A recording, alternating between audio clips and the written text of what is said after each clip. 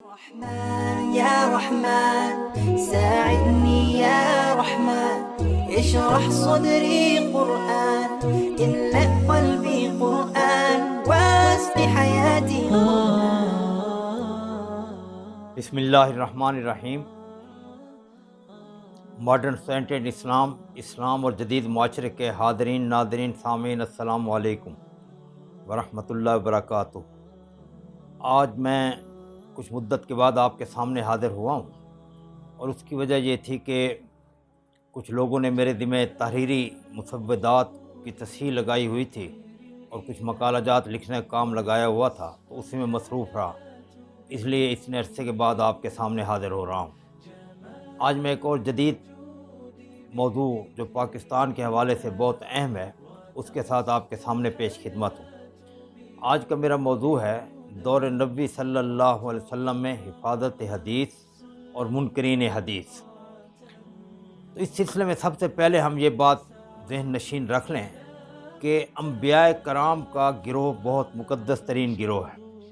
یہ وہ گروہ ہے جو انسان کو انسان بنانے کے لیے آیا تھا، کیونکہ انسان جو ہے وہ اپنے نفسانی خواہشات کی پیروی کرتا ہوا جنگلات کے وحشی جانوروں سے بدتر ہو گیا ہے۔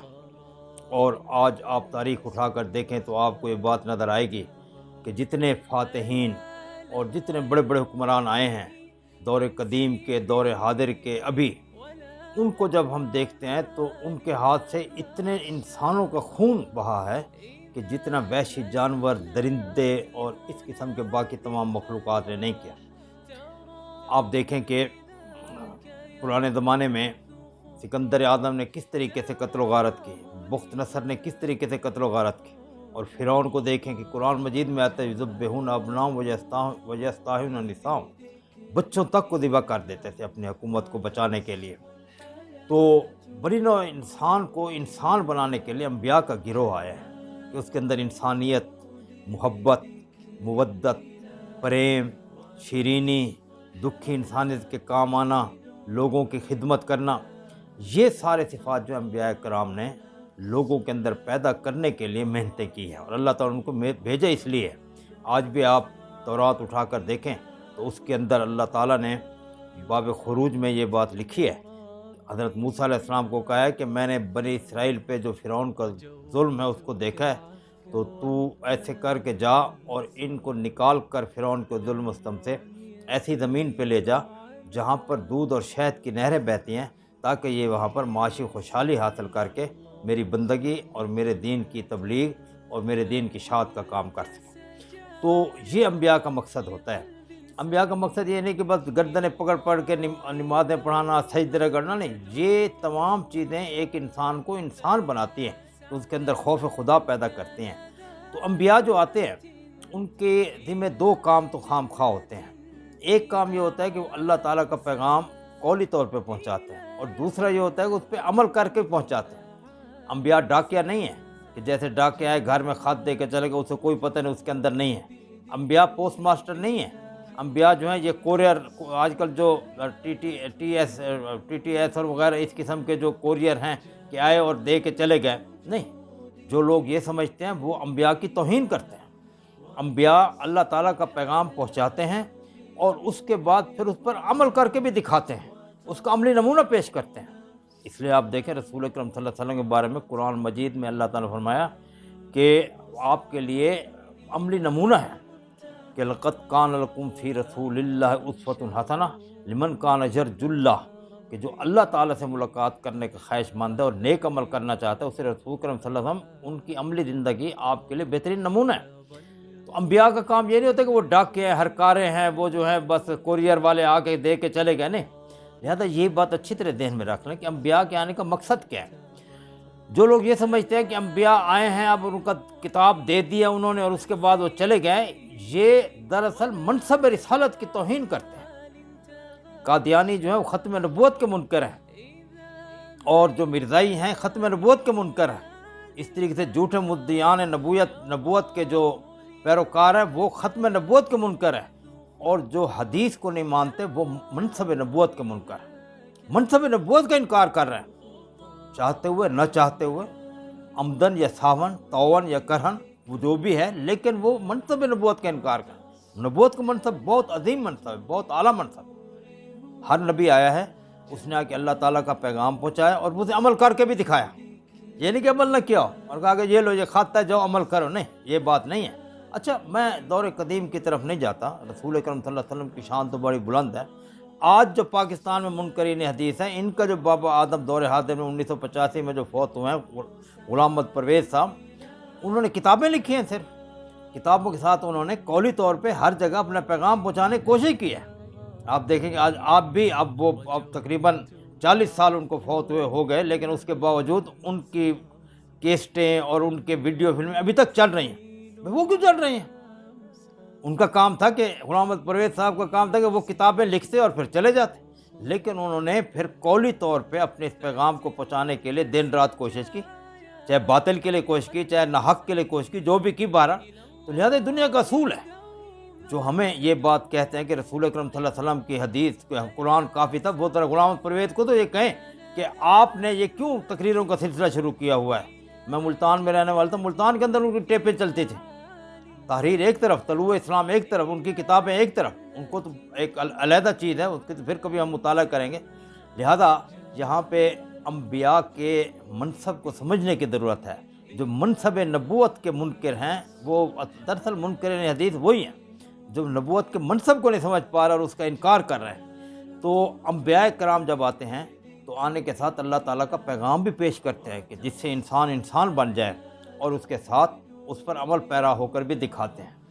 مثال کے طور پر رسول اکرم صلی اللہ علیہ وسلم نے کہا کہ ایک دوسرے کی خدمت کرو اور کسی کے کام، اور ہر کسی کے کام آؤ۔ آپ نے فرمایا کہ من کان فی حاجت اخی کان اللہ فی حاجت، جو کسی انسان کے کام کرنے میں لگ جاتا ہے اللہ تعالیٰ اس کے کام کرنے میں لگ جاتے ہیں۔ اب یہ ایک حدیث ہے، آپ خود اس کا نمونہ تھے۔ اب جب حضرت بلال رضی اللہ تعالیٰ عنہ ایمان لے آئے تو اس کا آپ نے سارا واقعہ پڑھا ہوگا کہ وہ رات کو سارا دن چکی چلاتے تھے، تو رسول اکرم صلی اللہ علیہ وسلم کے پاس گئے، آپ خود چکی چلانے لگے اور کہا آپ آرام کریں۔ وہ حیران بھی، ایک قریشی سردار اور اتنا بڑا آدمی، اور یہ کیا آپ نے خود کام کیا، ان کی خدمت کی۔ اس طرح آپ دیکھیں کہ آپ کو صحابہ سے اتنی محبت تھی کہ جب حضرت سعد بن معاذ رضی اللہ تعالیٰ عنہ جنگ خندق کے بعد اور غزوہ قریظہ کے فیصلہ کرنے کے بعد جب فوت ہوئے تو وہ مسجد نبوی میں خیمے کے اندر تھے، اور آپ گھر کے اندر رسول اکرم صلی اللہ علیہ وسلم کھڑے تھے۔ آپ نے دیکھا کہ آسمان سے فرشتے اترے ہیں، وہیں سے آپ نے رونا شروع کیا اور مسجد نبوی تک کہا کہ سعد بن معاذ رضی اللہ تعالیٰ عنہ آج چلے گئے، اور آپ نے فرمایا کہ اتنی عزت کی اپنے ساتھ، آپ نے فرمایا کہ عرش الہی ان کی وفات کی وجہ سے ہل گیا۔ یہ محبت ہے، یہ چاشنی ہے، یہ شیرینی ہے۔ انبیاء یہی بانٹنے آتے ہیں۔ انبیاء کا کام یہ نہیں کہ وہ ہر کارے کی طرح ایک چیز دے کے چلے گئے۔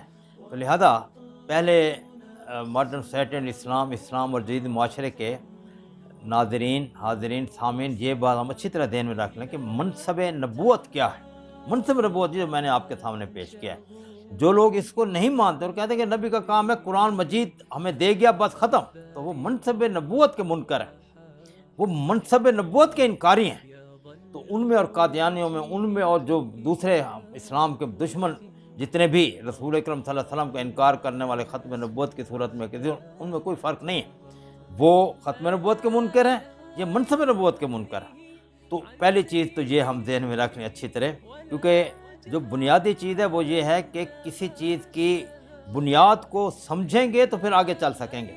جب نبی کے مقام کا تعین نہیں کر سکے، ہم نے نبی کو ایک ہرکارہ بنا دیا، ہم نے نبی کو ایک پوسٹ ماسٹر بنا دیا، ہم نے نبی کو کوریئر چلانے والا بنا دیا، نہیں، نبی یہ نہیں ہے۔ نبی تمام جتنے بھی انبیاء انہوں نے اپنے جو بھی اللہ تعالیٰ کے احکام تھے ان پر عمل کر کے دکھایا۔ دیکھیں جنگ بدر میں، آپ دیکھیں کہ جب جنگ بدر قیدیوں کا مسئلہ تھا، حضرت عمر رضی اللہ تعالیٰ عنہ اور حضرت اور کچھ صحابہ کرام، معاذ بن جبل وغیرہ رضوان اللہ تعالیٰ میں ان کی شرائط تھی کہ ان تمام کو قتل کر۔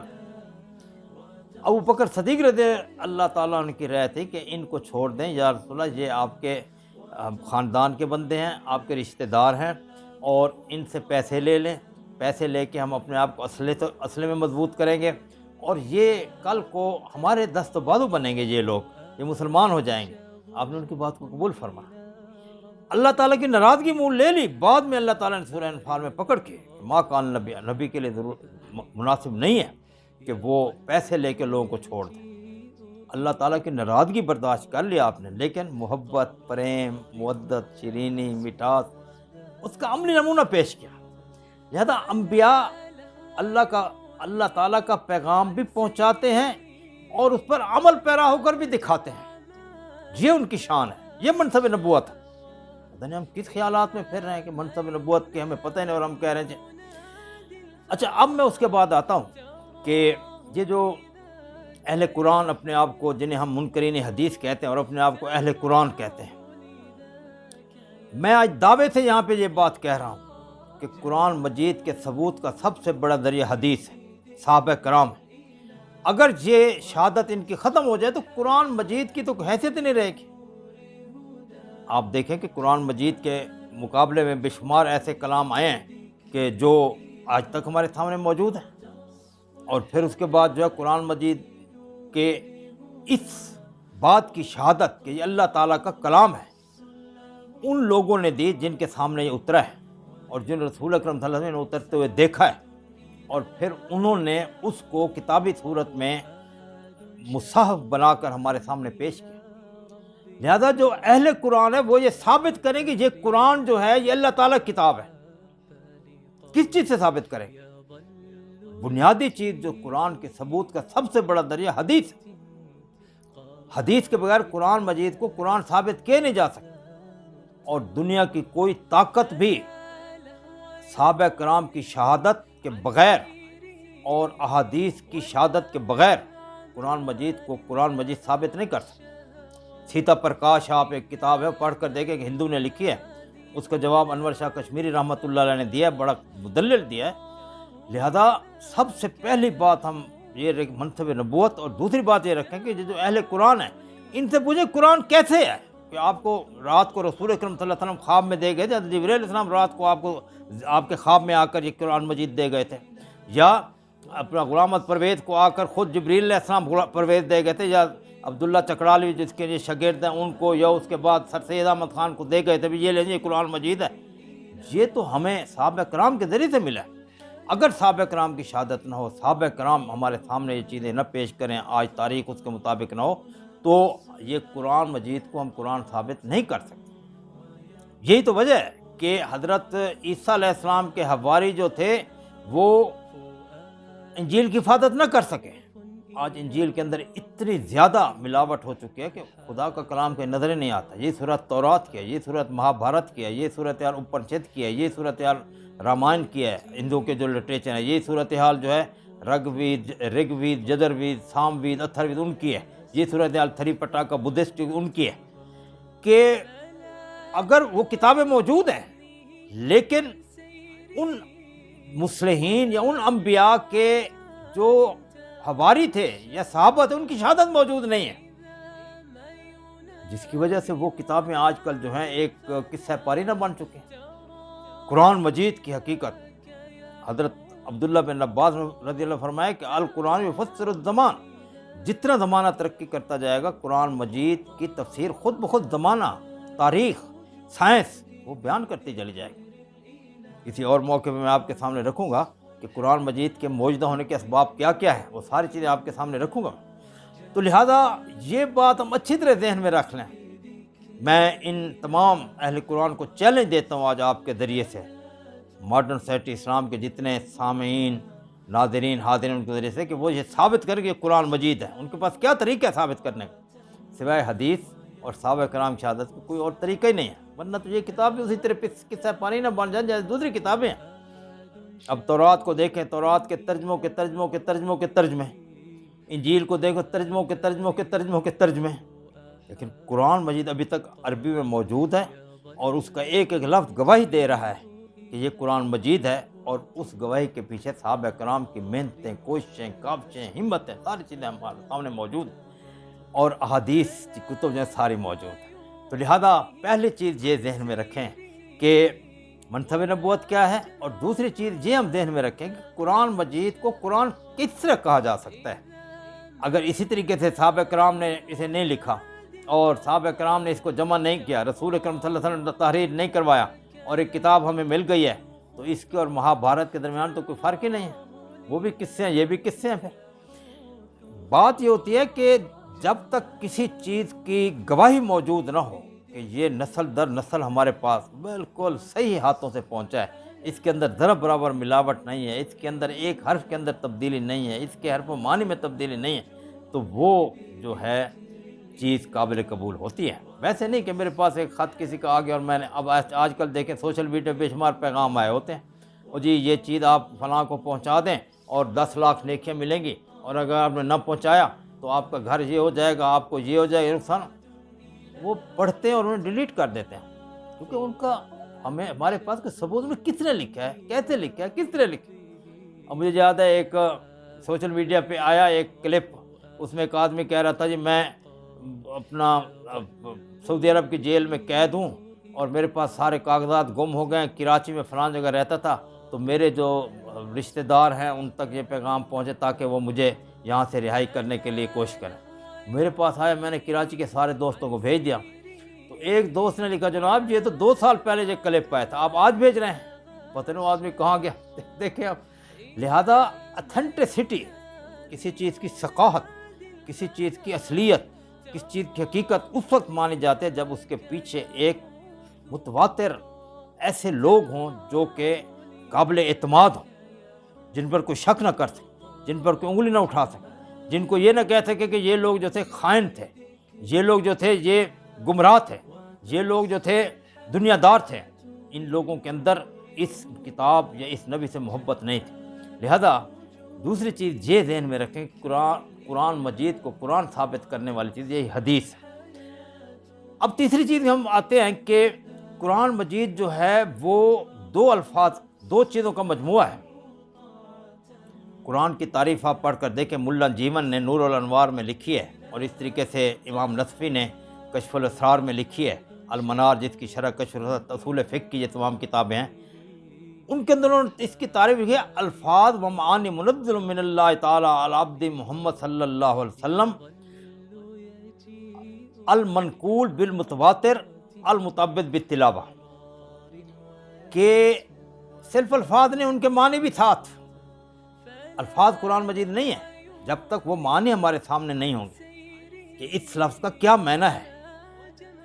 ایسے الفاظ و معنی جو اللہ تعالیٰ کی طرف سے بندے محمد صلی اللہ علیہ وسلم اترے ہیں اور وہ تواتر کے ساتھ ہمیں ملے، اور ان کی تلاوت کرنا عبادت ہے، یہ ہو گیا قرآن۔ اگر ان کی تلاوت کرنا عبادت نہیں ہے تو وہ پھر حدیث ہو گئی۔ تو لہذا قرآن مجید جو الفاظ اور معنی کا مجموعہ ہے، صرف الفاظ نہیں ہے۔ اب مثال کے طور پہ لفظ صلاۃ ہے، اب صلاۃ عربی میں آپ دیکھیں، صلاۃ کا معنی ہے ناچ کرنا، صلاۃ کا معنی ہے ورزش کرنا، صلاۃ کا معنی ہے بدن کو ہلانا۔ یہاں پہ صلاۃ کا معنی کیا ہے، اس کو کون واضح کرے گا؟ کوئی آسمان سے فرشتے آ کے واضح کریں گے؟ یہ رسول اکرم صلی اللہ علیہ وسلم واضح کریں۔ جو یہ سمجھتے ہیں قرآن مجید آ گیا اب حدیث ضرورت نہیں، وہ نبی کو ہرکارہ سمجھتے ہیں، شان نبوت میں گستاخی کرتے ہیں، وہ لوگ قابل گرفت ہیں۔ تو اب قرآن مجید میں آتا ہے کہ خذ من اموالہم صدقہ تطہرہم وتزکی بہا وصلی علیہم ان الصلاۃ سکن لہم، سورہ توبہ کی آیت ہے، یہ 11ویں سپارے میں 2 رکوع کی آیت ہے۔ اب یہاں پہ صلاۃ کا معنی نماز نہیں ہے، یہاں پہ صلاۃ کا معنی دعا ہے۔ اب یہاں کیسے متعین ہوگا کہ وصلی علیہم، کہ رسول اللہ صلی اللہ علیہ وسلم نے نماز پڑھیں آ کر؟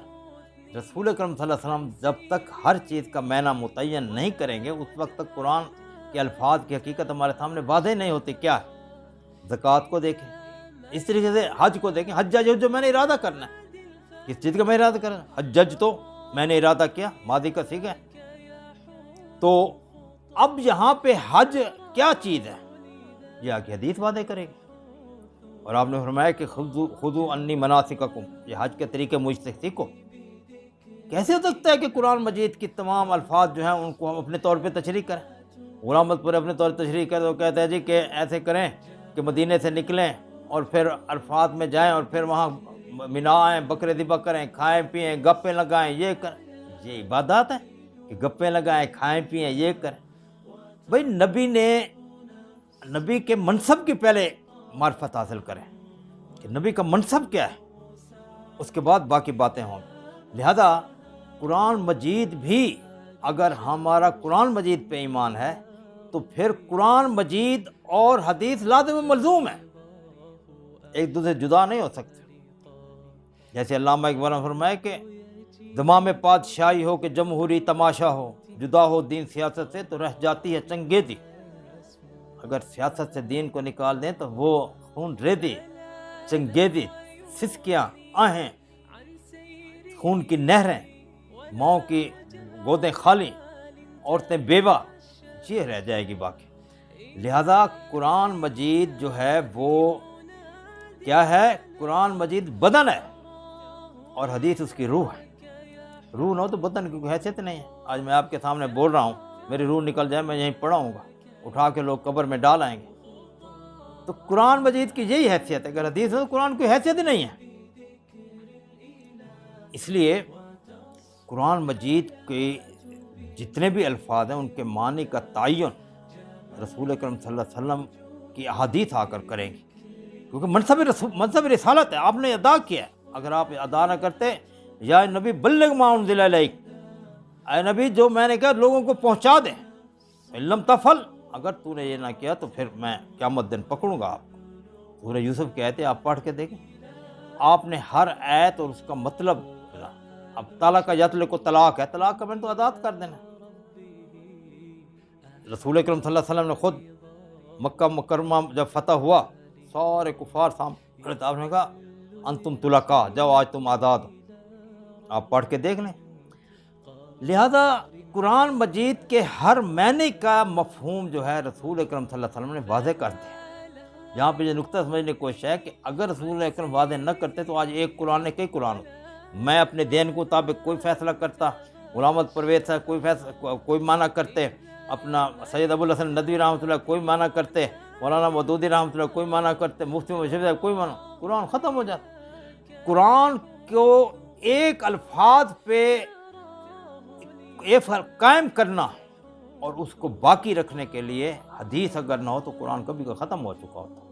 کہ آپ دیکھیں کہ یہ معتزلہ نے قرآن کے اپنی معنی لیے، قدریہ نے اپنے معنی لیے، جبریہ نے اپنے معنی لیے، لیکن صحابہ کرام رضوان اللہ تعالیٰ اجمعین نے وہ معنی لیے جو کہ رسول اکرم صلی اللہ علیہ وسلم بتائے تھے، اس لیے وہ اس پہ ابھی تک قائم چلتے ہیں. ہم کہتے ہیں اہل سنت والجماعت کہ ہم ہر معاملے میں رسول اکرم صلی اللہ علیہ وسلم کے پیروکار ہیں، قرآن مجید کے الفاظ کے معنی میں، اور پھر جماعت صحابہ، اس کے بعد جماعت تابعین، پھر تبع تابعین، تمام نے جو یہ اس کے معنی کیا اس کو بھی ہم فالو کرتے ہیں، آج تک وہی کرتے چلے آ رہے ہیں. تو لہذا یہ تیسری چیز تھی. پہلی چیز میں نے رکھی آپ کو منصب رسالت، دوسری چیز میں نے رکھی قرآن مجید کے ثبوت کا ذریعہ، تیسری چیز میں نے قرآن مجید باقی اس لیے ہے اپنے اصلی الفاظ اور معنی کے ساتھ کہ رسول اکرم صلی اللہ علیہ وسلم کے ہر معنی کا تعین کر دیا.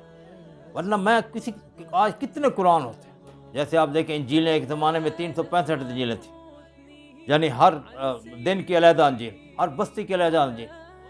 اور پھر قسطنطین اعظم جو تھا اس نے ان میں سے 4 کو سلیکٹ کر اور کہا کہ زبردستی ان کو متی، یوحنا، لوکا، مرکس، کہ ان کو تم لو. اور حضرت برناباس جو تھے، حضرت عیسیٰ علیہ السلام تھے، ان کی حدیث ختم، ان کی انجیل ختم. اب وہ ہمارے ملی ہے یہاں پہ جا کر، تو وہ کسی کے پاس نہیں تھی. تو اگر قرآن مجید کے معنی حدیث سے جو کہ رسول کریم سے متعین نہیں لیں گے تو پھر کئی قرآن بن جائیں گے. غلام احمد پرویز اپنا معنی کرے گا، عبداللہ چکڑالی اپنا معنی کرے گا، سر سید احمد اپنا معنی کریں گے، اور باقی تم اپنے اپنے معنی کر کے کئی قرآن بن جائیں گے. وہ جو اپنا اس نے لکھا تھا کہ 2 قرآن، وہ 2 قرآن نہیں، یہاں پہ کئی قرآن بن جائیں گے. لہٰذا تیسری چیز یہ ہے ماڈرن سوسائٹی اسلام اور جدید معاشرے کے حاضرین، ناظرین، سامعین، یہ وہ 3 نکات تھے یا 3 دلائل تھے جو میں نے آپ کے سامنے قرآن مجید کے ثبوت کا سب سے بڑا ذریعہ حدیث کے بارے میں پیش کیے ہیں. اس کے بعد چوتھا نقطہ اور چوتھی دلیل انشاءاللہ میں اپنے دوسرے لیکچر میں پیش کروں گا، اور وہ لیکچر بھی حدیث قرآن مجید کے ثبوت کا سب سے بڑا ذریعہ اور دور نبوی صلی اللہ علیہ وسلم میں تحریری سرمایہ حدیث.